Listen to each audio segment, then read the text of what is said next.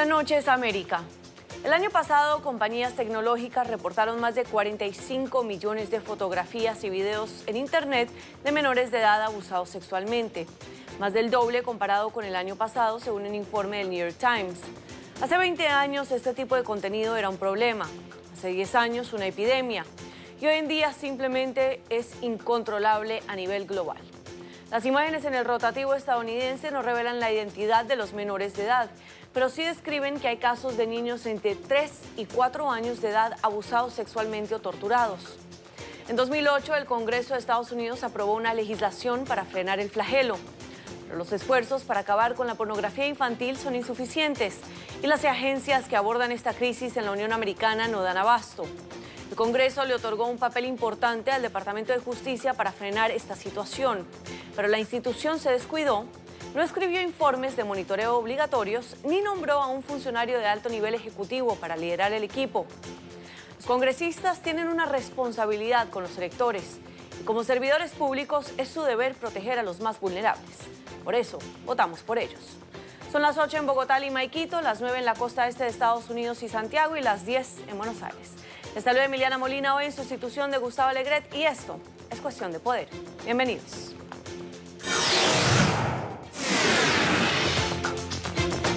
Hoy en el programa, mayoría de estadounidenses esperan que el Congreso avance en un juicio político a Donald Trump.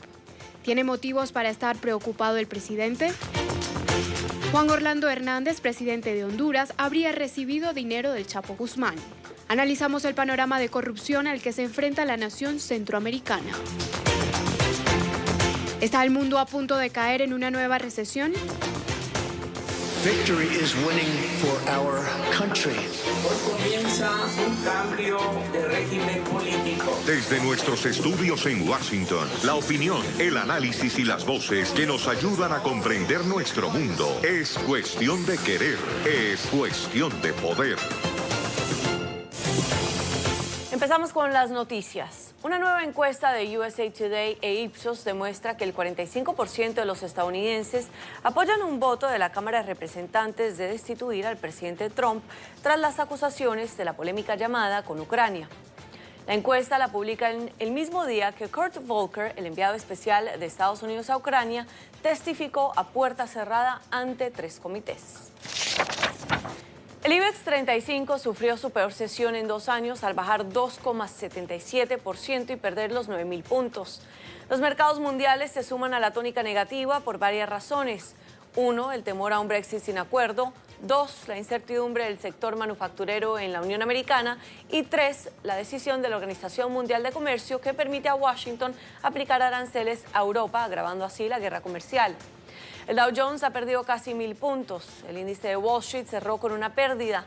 El Nasdaq bajó y el índice de S&P 500 tuvo un retroceso. Para analizar este tema nos acompaña Claudio Loser, él es economista. Claudio, bienvenido y gracias por estar con nosotros. Cuéntenos, frente a este panorama geopolítico, ¿cuál es el peor escenario al que se puede enfrentar el mundo? Para mí, la probabilidad de que haya una recesión es bastante grande. Ciertamente, lo que hay en este momento en Estados Unidos es una fuerte caída en la tasa de crecimiento. Estaba creciendo al 3% el año pasado, ahora está al 2%, pero puede empezar a crecer al 1%, dado los indicadores, e incluso puede caer en una recesión. Eso no sería sorprendente. Nadie está pensando en una recesión enorme, salvo que haya alguna cosa muy, muy especial, pero fundamentalmente que estamos enfrentando una circunstancia de debilitamiento de la economía internacional que es muy cierta. ¿Y cuál es el rol de América Latina? ¿Saldrá bien librada la región? Está el tema de los precios de las commodities. Evidentemente, en esta situación, el precio del petróleo, que había estado más o menos estable, se ha ido reduciendo. Evidentemente, acá es un tema más bien de largo plazo, pero eso le pega directamente a los productores y exportadores de gas, petróleo de la región. Y por otro lado, puede ser que algunos exportadores de bienes agrícolas se beneficien porque China le puso limitaciones a las exportaciones de Estados Unidos en términos de la soja, en términos del maíz, etc. Que eso le ayuda a países como Brasil, Argentina, Paraguay y Uruguay. Encima se complican las cosas en los mercados de capitales. No es tan fácil conseguir capital como hasta hace poco. La Organización Mundial de Comercio le otorgó a Washington la aplicación de aranceles a la Unión Europea, pero ¿se atreverá Trump? Lo de la OMC tiene mucho que ver con, en términos de aeronaves. Yo creo que ahí puede introducirse algún tipo de medida contra Airbus, pero por otro lado, yo creo que en este momento, aunque Trump está muy tentado a hacer algún tipo de estas cosas, por otro lado no quiere tener un frente de lucha nuevo.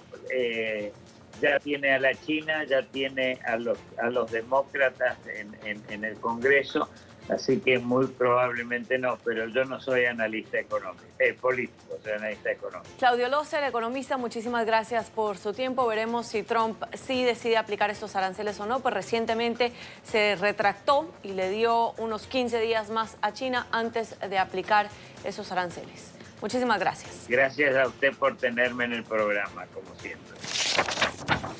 Tras la reunión de la Asamblea General de la Organización de Naciones Unidas sobre el cambio climático, millones de personas se movilizaron alrededor del mundo para decirle a los líderes globales que les están fallando. Así lo escribe Antonio Guterres, el secretario general de la ONU, en la siguiente lectura que les queremos recomendar. Ahí va un texto. Nuestro planeta necesita acción en una escala verdaderamente planetaria. Eso no se puede lograr de la noche a la mañana y no puede suceder sin la plena participación de quienes más contribuyen a la crisis. Si nuestro mundo quiere evitar el precipicio climático, se necesita mucho más para atender el llamado de la ciencia y reducir las emisiones de efecto invernadero en un 45% para 2030. Alcanzar la neutralidad de carbono para 2050 y limitar el aumento de la temperatura a 1.5 centígrados para fines de siglo. Así es como podemos asegurar el futuro de nuestro mundo. Mientras tanto, una noticia en positivo. Melinda Gates tuitea que quiere ver a más mujeres en posiciones de liderazgo, tomando decisiones, controlando recursos y enmendando políticas. Gates estará donando $1.000 millones en los próximos 10 años para ayudar a las mujeres a ser más influyentes en la Unión Americana. Con esta noticia en positivo nos vamos a una pausa y ya continuamos con más de Cuestión de Poder. Muchísimas gracias por continuar con nosotros en esta edición de Cuestión de Poder. La Fiscalía de Nueva York acusa al presidente de Honduras, Juan Orlando Hernández, de recibir $1 millón del Chapo Guzmán y millones de dólares más de otros narcotraficantes. Esto mientras su hermano va a juicio desde allá de la ciudad de Nueva York. Para hablar de este tema nos acompaña Daniel Erickson. Él es director de Blue Star Strategies y también ex oficial del Departamento de Estado bajo la administración de Barack Obama, trabajando para el hemisferio occidental. Daniel, bienvenido. Bueno, muchas gracias. Daniel, bueno, comencemos entonces con este caso que es bastante controversial. Uno, porque implica posiblemente al presidente de Honduras.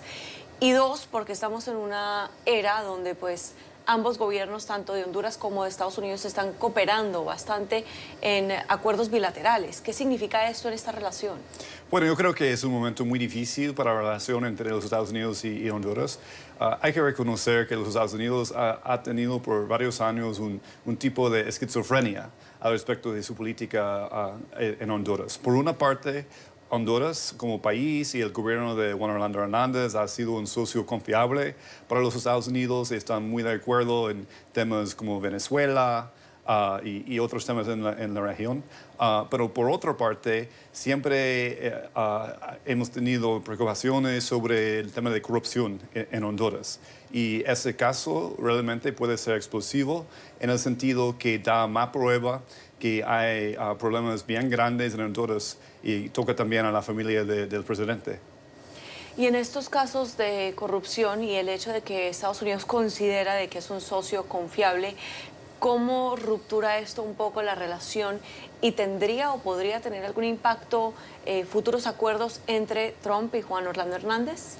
Bueno, por una parte, el caso en este momento enfoca más en el hermano del presidente que el presidente es su mismo, ¿verdad? El presidente Hernández ha negado los cargos, entonces no estamos en un caso en que los Estados Unidos como gobierno cree que él es culpable de estos cargos y acusaciones, aunque claro que son muy serias.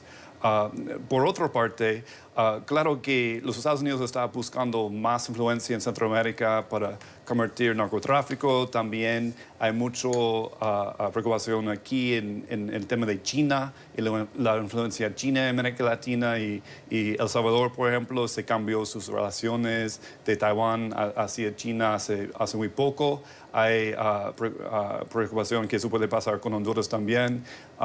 Entonces yo creo que realmente va a complicar bastante la relación política entre los dos países. Y por otra parte, hay la administración de Trump, que tiene su perspectiva, pero también el Congreso de los Estados Unidos y la Cámara de Diputados está bajo el control de los demócratas en este momento. Y ellos han tenido muchos problemas con Honduras y con Juan Orlando específicamente en temas de corrupción y violencia.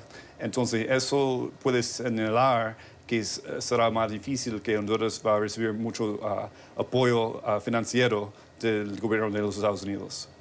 De hecho, no solo Juan Orlando Hernández ha negado el hecho, sino que ha dicho que esto es como una invención de Alicia en el País de las Maravillas.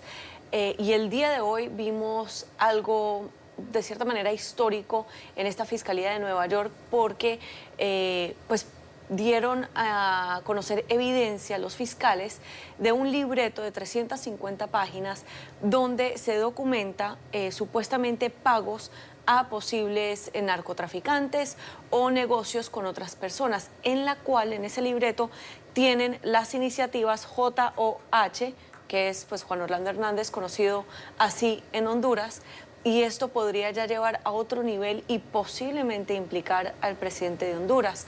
¿Qué implicaciones tendría esto para él y qué implicaciones tiene el hecho de que pues su hermano esté en este momento en este juicio en Nueva York? Así no sea él directamente el implicado por ahora. Sí, claro. Con el tema de su hermano, es muy claro que el juicio puede tener un impacto muy grande en el hermano de Juan Orlando. Eso implica también que su familia tiene alguna relación con esos narcotraficantes. Y la prueba hay que examinarlo todavía y ver si está creíble o no. Pero eso realmente da más prueba, más evidencia que Juan Orlando Hernández no es tan limpio como él le gusta presentarle. Entonces, hay que reconocer que los Estados Unidos sí tienen intereses, tiene amigos, pero también tiene intereses, y los intereses en Honduras siguen en temas de inmigración, la lucha contra el narcotráfico, China y otros. Entonces, la administración de Trump probablemente sí va a mantener una relación con el gobierno de Juan Orlando Hernández, pero quizás con un poco más distancia ahora que antes. Wow, bastante interesante. Entonces, que unas cosas van compensando otras. Por otro lado, entonces, ¿qué significaría si, o sea, hay algo que Juan Orlando Hernández pueda hacer para posiblemente intentar ayudar a su hermano en este juicio? ¿O él como presidente no se puede meter porque esto ya es política que conviene con Estados Unidos? Bueno, lo mejor es que si el gobierno de Honduras puede ser más transparente y realmente ayudar en el caso para que haya justicia en este caso. Y la pregunta es si es posible que el presidente Hernández puede ser más transparente o no, porque él tiene demasiados riesgos en este caso y quizás hay nueva prueba que no le ayude a exculparle. Entonces, realmente es un dilema muy importante para el gobierno de Honduras y yo creo que vamos a aprender mucho más durante este caso. ¿Usted cree que al presidente hondureño le toque venir a testificar a Estados Unidos en algún momento? Bueno, no sé todavía, depende de cómo va el juicio. Yo creo que será muy raro que un presidente puede ser un testigo, especialmente en un juicio contra su propio hermano. Entonces, creo que probablemente no vamos a ver esto, pero estamos en un mundo en que las cosas imprevisibles se pasan todo el tiempo, entonces no es imposible. Y si se llega a condenar a su hermano, ¿habría algún convenio de extradición entre Estados Unidos y Honduras? Bueno, eso puede tener con extradición entre los dos países, pero claro que eso no, para el presidente de Honduras no es solamente un caso político, pero un caso muy personal. Entonces será una decisión muy difícil para el gobierno de Honduras. ¿Usted cree que la Fiscalía haría acusaciones de este tipo si no tuvieran pruebas, sobre todo sabiendo que posiblemente podría llevar al presidente? Yo creo que la prueba está muy importante, entonces, y hay prueba, pero todavía estamos en los inicios de examinarlo y ver si está confiable o no, si tiene credibilidad o no. Entonces, por eso hay un juicio, ¿verdad? No, alguien está inocente hasta que está probado culpable y no hemos hecho esa decisión todavía. ¿Cómo podría presionar de cierta manera a Estados Unidos a ayudar a que Juan Orlando Hernández sea más transparente en Honduras, sobre todo mientras ocurre este juicio en Nueva York? ¿Pueden hacer algo ahí? Bueno, sí hay una posibilidad de profundizar la cooperación entre la policía y los investigadores en Honduras y los en Nueva York. Pero también el Departamento de Justicia aquí realmente está siguiendo este caso, yo creo, sin presión política que viene de la administración aquí. Entonces, realmente es la decisión de los jueces y los abogados. ¿Y qué impacto tendría si los demócratas deciden, por ejemplo, no proceder con aprobaciones de fondos para Honduras? ¿Cómo se vería pues la presidencia de Juan Orlando Hernández afectada y el país como tal?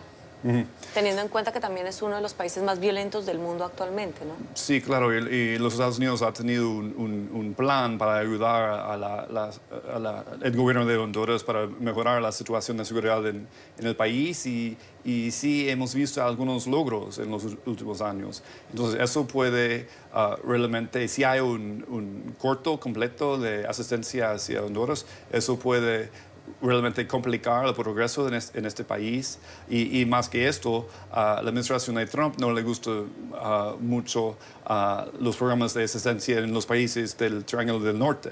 Entonces, Honduras puede ser este caso muy raro en que el presidente Trump y los demócratas en el Congreso están de acuerdo que Honduras, o el gobierno de Honduras por lo menos, no debe recibir más financiamiento de los Estados Unidos.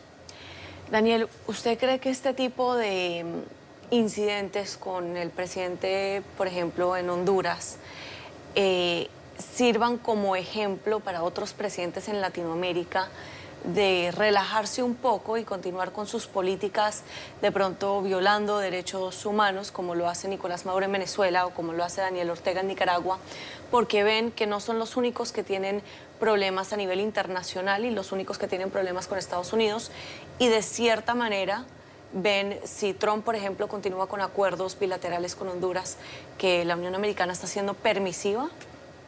Sí, yo creo que estamos en un momento de cambio muy profundo en América Latina. Y ha afectado a muchos países diferentes, en casos diferentes, pero hemos visto la situación en Brasil, con la destitución del presidente hace muy poco, también el caso de esta semana en Perú, en que hay un conflicto muy grande entre el presidente y el Congreso sobre temas de corrupción. Nicaragua y Venezuela, aunque son casos diferentes, también está vinculado en falta de contabilidad en los países, y ahora yo creo que Honduras puede ser otro ejemplo de esto. ¿Se está desmoronando Latinoamérica? Bueno, América Latina está en un punto de inflexión y de ahí vamos a ver si es posible que puede limpiar los sistemas y avanzar la política democrática en estos países, o si estamos entrando en una época de crisis y falta de confianza de los pueblos, y eso puede crear más inestabilidad en la región.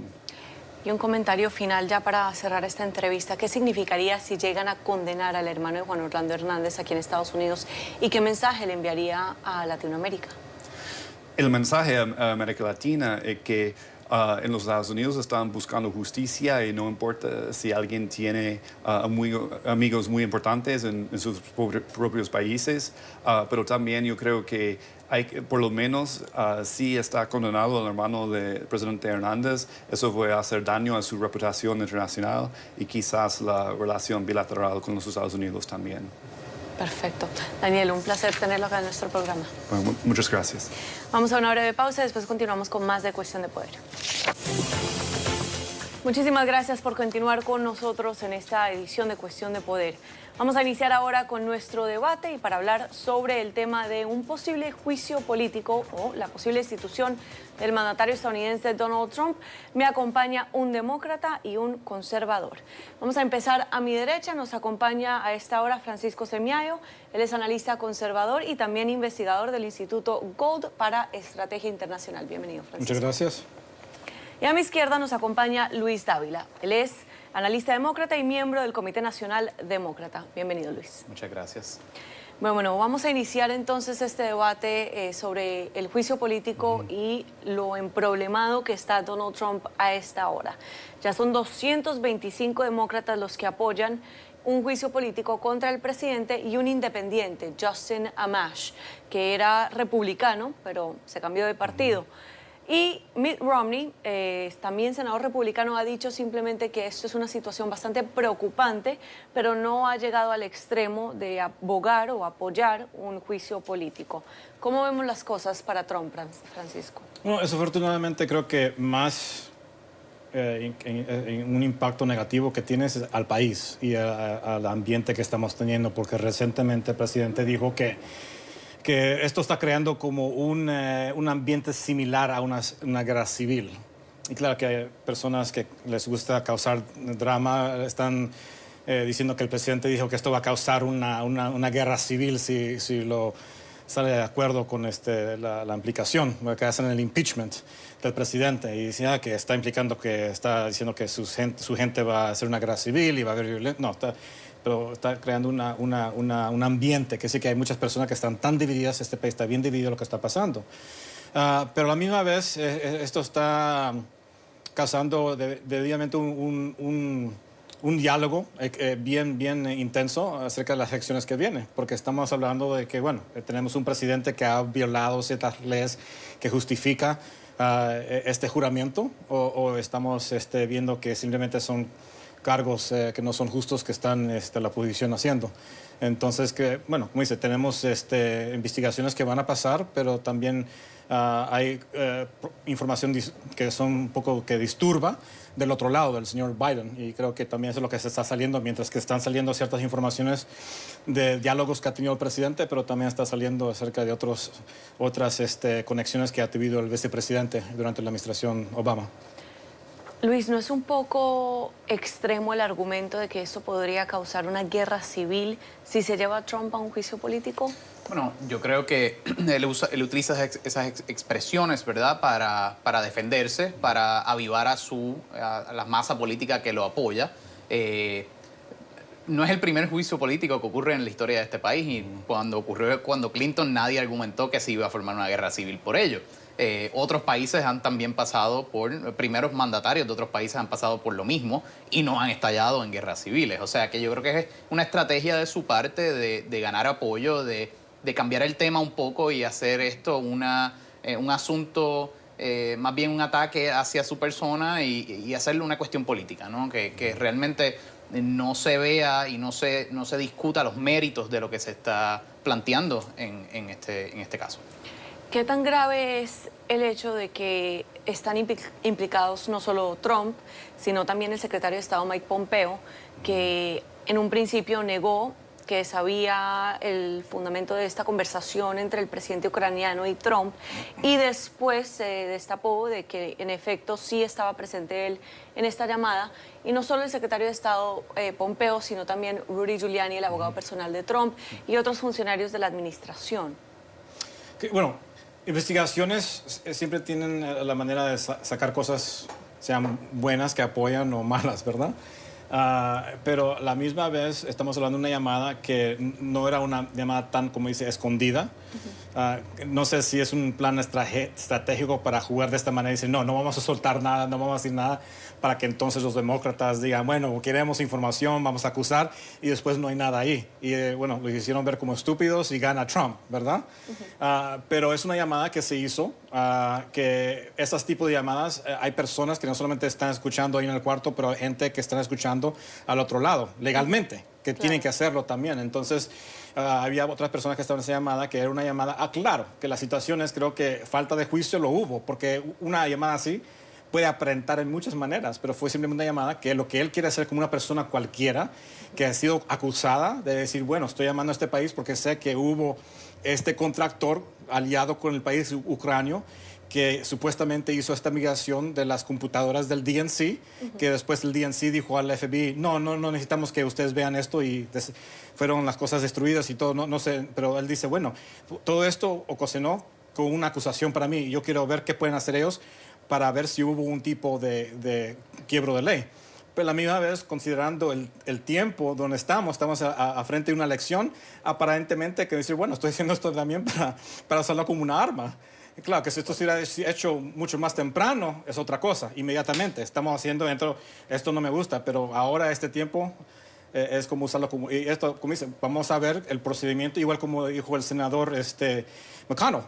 Y hay ciertos republicanos que están enojados con McConnell, todos lo critican, pero dice, bueno, si esto pasa al procedimiento de impeachment, vamos a tener que hacerlo, en vez de decir, bueno, no lo vamos a hacer porque no creemos en esto. No, es la ley. Si el Congreso pasa esto, el Senado tiene que hacer el juramento también, sea positivamente o no. Pero a la misma vez en el Congreso, en la Casa de Representantes, solamente son los comités que están lanzando esto, y definitivamente necesitamos, si va a ser un procedimiento de acuerdo a la ley, la Casa de Representantes tiene que hacer voto. Y claro, que eso dicen que apenas está al favor el Congreso de proceder adelante.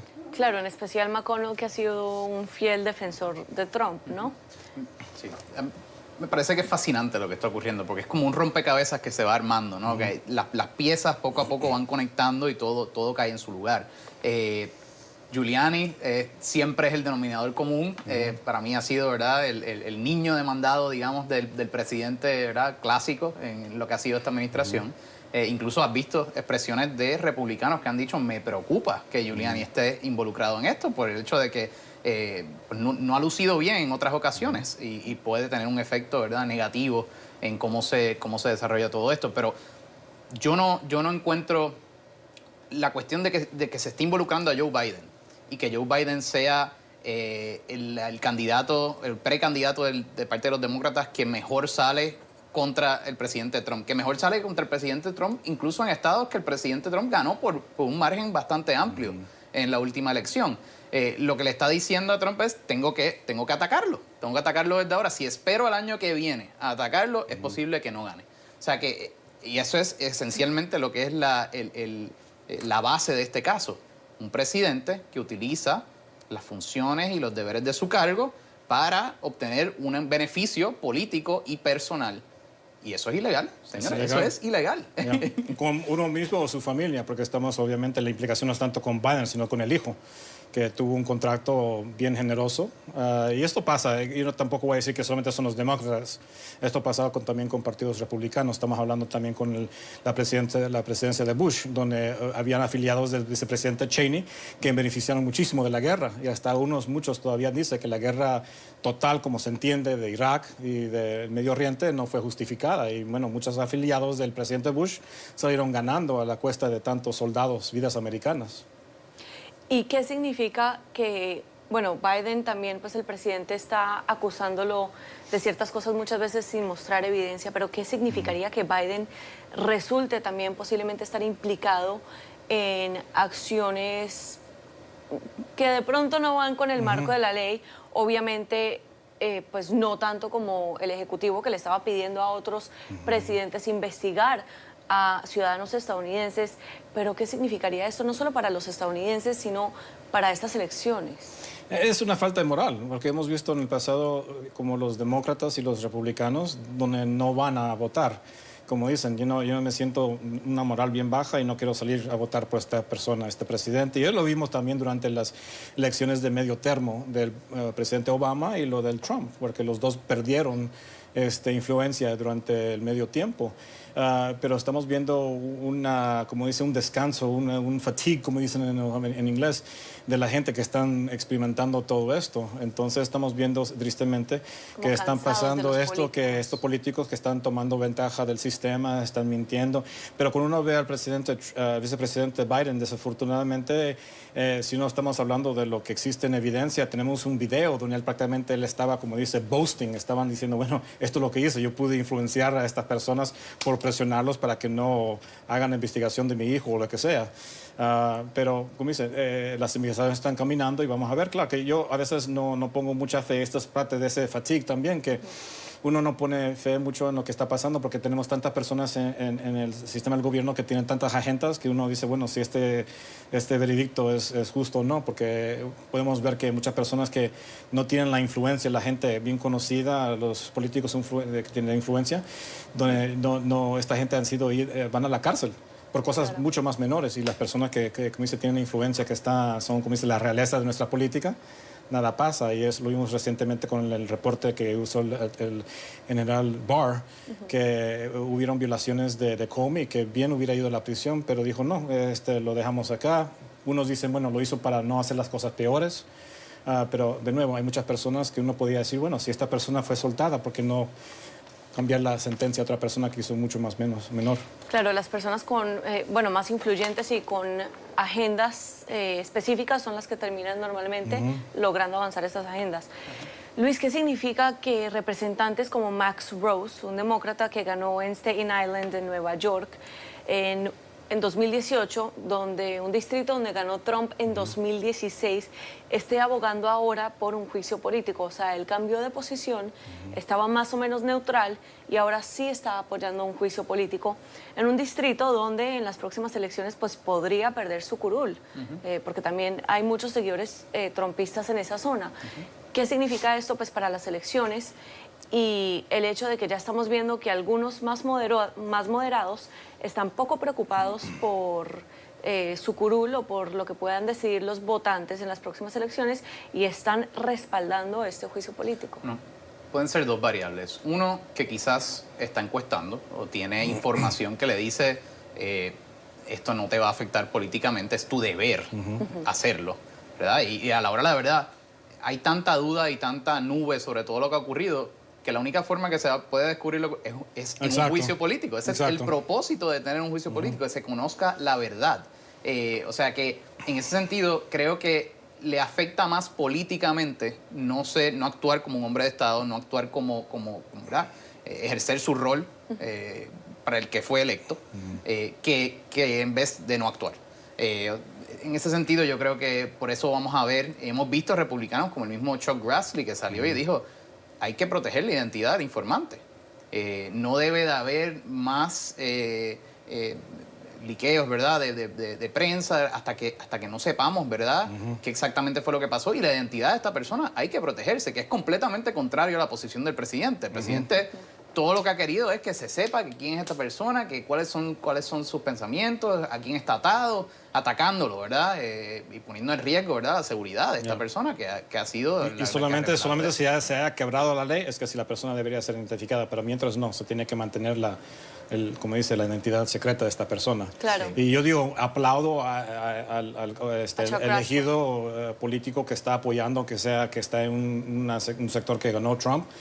No tanto porque digo, bueno, soy conservador y quiero que pierda, pero no, ese es el deber de los políticos. A mí me enoja mucho. Yo digo que un mal político es una persona que dice, esto es lo que voy a hacer y hago lo opuesto para ver cómo puedo ganar. Hacer lo correcto. O sea, hay un justificamiento que una persona dice, no estoy haciendo esto por razones políticas, pero tengo mis razones y tengo mis justificaciones porque quiero saber más y estoy haciendo, aunque que me casca la elección, yo aplaudo eso. Bueno, y otro tema que les quería preguntar, hay un profesor experto constitucionalista que está diciendo que actualmente, hoy por hoy, si se fuera a llevar la votación del juicio político, pues por supuesto que pasaría en la Cámara de Representantes, pero en el Senado probablemente resultaría, Trump lo terminarían absolviendo. Este profesor está diciendo que hay otro proceso que puede llevar a cabo la Cámara de Representantes donde simplemente se termina votando una resolución condenando al Ejecutivo y diciendo que es un presidente que merece ser destituido para dejarlo por escrito y dejar un récord sobre el tema.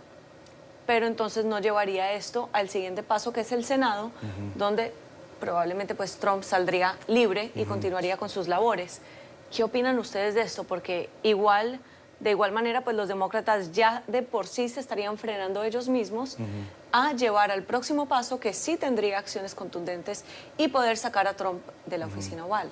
Eso sería una cosa peligrosa, no es por el país, por guerra civil, pero diría que eso para los demócratas, porque creo que había muchas personas que votaron para los demócratas que eran como independientes, que no les gustó cómo estaba caminando las cosas o simplemente no votaron. Pero creo que hay muchos ahí que, claro, que tienen la mayoría del Congreso, pero creo que hay muchos en el medio que dicen, no, esto no lo voy a hacer porque esto no es bueno.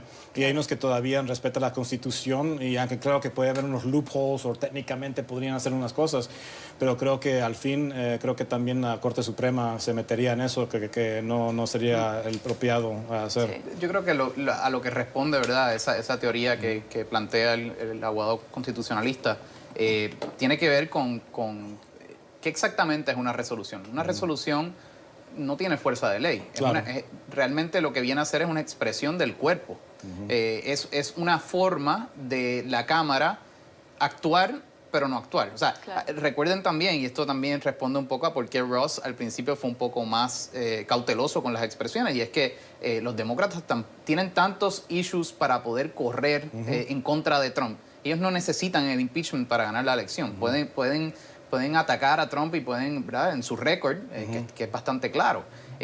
O sea que en la medida en que ellos abusen, ¿verdad?, del proceso, del sistema, podría ser contraproducente. Entonces, una opción B, un plan B, podría ser, vamos a no hacer el impeachment y el juicio político, porque a la hora de la verdad, la Cámara es la que acusa, el Senado es el que juzga. O sea, que ellos saben que ellos pueden acusar, pero cuando llega el Senado es controlado por los republicanos, o sea, que saben que puede caerse. O sea, que para que no ocurra eso, ellos pueden llevar a cabo la investigación, pero al final no tomar una votación y en vez hacer una resolución diciendo este cuerpo, conforme a todo lo que ha investigado, confirma que en efecto el presidente debe ser destituido, sin llevarlo a cabo bajo el instrumento del impeachment. Y entonces ahí eso no pasa la bola a la otra cancha, como quien dice, pero deja para récord, como usted bien dijo. Y mayormente para mancharlo para la elección. Y como dice, tiene un efecto crippling que lo va a lesionar para no poder mantener una campaña eficiente durante el 2020. Va a frenar un poco como su momento. Y es importante recordar, esto se basa en alegaciones que ocurrieron el 25 de julio. O sea, no han pasado ni 3 meses de esto. O sea, esto no fue planeado, esto les ha caído en la falda. Claro. Y por más, y mire que lo han tratado de evitar, tomarlo con cautela, pero ya ha llegado el punto que tienen que actuar, no tienen de otra. O sea, como dije ahorita, es su deber constitucional, para eso fue que fueron electos y tienen que cumplir, tienen que hacerlo. Bueno, usted tiene impresión de también la parte más extrema, o no sé, más progresiva de los demócratas que están empujando a la señora Pelosi también. Y creo que muchos de ellos están sintiendo la presión de los que son más progresivos de decir, bueno, si ustedes no hacen lo que estamos diciendo o que la gente estamos diciendo, vamos a lanzar campaña contra ustedes. Y esto se ha visto ya con Alexandria Ocasio-Cortez, que ha estado consiguiendo personas para correr contra ciertos congresistas que ella no encuentra que son suficientemente progresivos. Entonces creo que muchos están, como dice, para sobrevivir políticamente, que están haciendo esto. No voy a decir que tampoco es malo o no, pero simplemente tienen que representar a sus constituyentes. Pero al fin, como dice, vamos a ver los detalles, vamos a ver la prueba y ahí va a caer las cosas al fin. Así es. Bueno, vamos a ver los detalles y las pruebas, a ver cómo avanza este juicio político. Vamos a una pausa, después regresamos con más de Cuestión de Poder. Y continuamos con Cuestión de Poder. Llegó el momento del segmento cultural con Alexandra Colón Amil. Alexandra, bienvenida y cuéntanos qué nos recomiendas el día de hoy. Gracias, Emiliana. Bueno, hoy quiero recomendar algo que es una especie de institución en la cultura popular estadounidense, pero que, bueno, se ha expandido por el mundo. Se llama Mean Girls, es una película. En Hispanoamérica se conoce como Chicas pesadas y en España como chicas malas. Ah, ok. Yo estoy segura que tú la has visto al menos un par de veces. Unas 10, diría yo. Y me encanta la película. Para los que no la conocen, esto es una comedia de esas de adolescentes. Estrenó en 2004. El guión fue escrito por una gran comediante estadounidense, Tina Fey. Y describe un poco las dinámicas de grupo entre mujeres adolescentes en la secundaria, siguiendo un grupo de chicas malas. De hecho, la razón por la cual la recomiendo hoy es porque hay una escena en la película que se desarrolla en un octubre 3. Así que hoy, octubre 3, las rescato del baúl de los recuerdos. A lo mejor algunos han visto unos memes por ahí que aluden a la película por ser octubre 3. Y por eso también estoy vestida de rosa, porque a este grupo de chicas malas le gusta vestirse de rosa. Alexandra, ¿cómo así? ¿Te estás llamando chica mala? No me estoy llamando chica mala. A ver, el atuendo es en honor a la película y hay que decir algo. En esta película, como en todas, hay un desarrollo y estas chicas malas aprenden sus lecciones y terminan reivindicándose un poco. Ok, ¿no? Me parece muy bien. Sí, y además la película pues es una comedia, nada muy intelectual, no es una gran obra cinematográfica, pero bueno, cada vez que yo la veo me saco una carcajada, así que se está acercando el fin de semana, vamos a empezarlo con unas risas, ¿no? Estoy de acuerdo, hace lo necesario la película. Muchísimas gracias, Alexandra. A ti. Vamos a pasar ahora a las redes sociales para ver las opiniones de los usuarios de Twitter. Empezamos con los primeros trinos sobre el presidente Juan Orlando Hernández. Estamos en un narcogobierno. En cualquier otro país el presidente hubiera renunciado a estar envuelto en tremendo escándalo de tráfico de drogas. Pero esto es Honduras, donde el corcho se hunde y el hierro flota. Nuestro presidente es parte de un cártel que aceptaba sobornos del jefe de otro gran cártel, el Chapo, cuyo hermano está en juicios por distribución masiva de drogas. ¿Hasta cuándo estará en el poder? Bueno, ahí están algunas de las opiniones sobre la situación en Honduras actualmente. Pero vamos a una nota más positiva, pues hoy cumplen 27 años de aniversario Michelle Obama y Barack Obama y ambos lo celebraron tuiteando. Como dijeron los Beatles, con el tiempo se pone mejor. Gracias, amor, por estos increíbles 27 años. Hace 27 años este hombre me prometió una vida llena de aventura. Yo diría que ha cumplido. Salud por nuestro próximo capítulo sin nuestros hijos en casa y descubrir qué es lo que viene.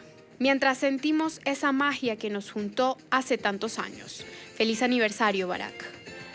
Ahí lo tienen. Muchas felicitaciones a Michelle y Barack Obama y que continúen cumpliendo muchos años más de aniversario felices juntos. Alexandra, de nuevo, como siempre, muchísimas gracias por tu tiempo. Gracias a ti, Emiliana. Y gracias a ustedes por su sintonía. Espero que ustedes hayan disfrutado este programa tanto como nosotros disfrutamos hacerlo. Nuestro equipo técnico cuenta con nuestra productora Fernanda Espinaza, nuestro director técnico Mario González y Henry Guevara y Marco Granda y nuestro editor Anderson Simanca. Que tengan muy buenas noches y hasta la próxima.